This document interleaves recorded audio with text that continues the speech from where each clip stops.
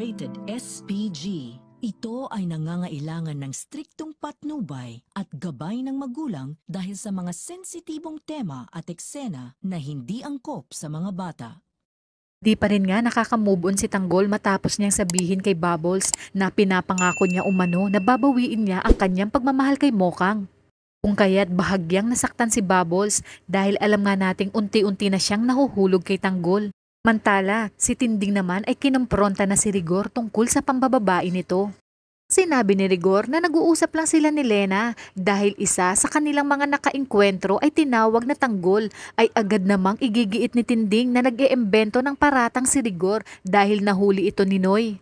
Kaya naman ang kahihinatnan ay papanigan pa rin ni Tess si Rigor. Nang nakabalik na sina Marsing at Nita sa dati nilang bahay ay napagtanto ni Marsing na dahil sa kanya umano ay nasira ang buhay ni Mokang kaya napilitan na pakasalan si Ramon. Paano na kaya sila ngayon ngayong halos wala nang natirang pera sa kanila matapos nilang ipautang sa mga taga-Quiapo? Di pa tiyak na mababayaran nga sila. Habang nakakulong si Mokang ay muli niyang maaalala ang mga panahong magkasama pa sila ni Tanggol. Kaya't nasabi niya na sana noon pa lang ay tinanggap na niya ang pagmamahal ni Tanggol dahil kay Tanggol niya lang naramdaman na ligtas siya at masaya. Ngunit wala na umano siyang pamimilian pa dahil naiipit na siya sa sitwasyon.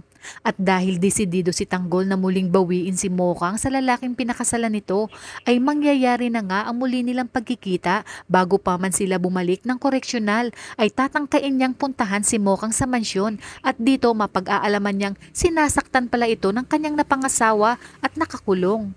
Gagawa niya kasing pumasok sa loob ng hindi namamalayan ng mga naroroon at duda siya na dahil sa dami ng bantay, kasalukuyan namang wala doon si Ramon at David. Kaya naman nang itatakas na niya si Mokang ay nakita siya ng mga tauhan ni Ramon habang si Bubbles ay naghihintay sa labas ng mansyon.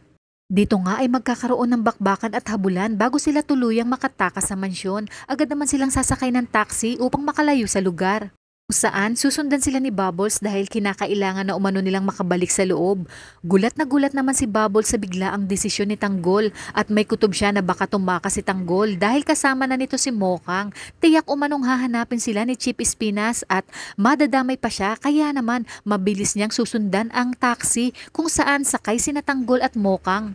Kung bago ka pa lang sa aking channel ay mag-subscribe ka na at i-click mo na rin ang bell icon para updated ka sa pinakahuling kaganapan sa paborito mong teleserye, ang FPJ's Batang Quiapo. Hanggang sa muli, salamat!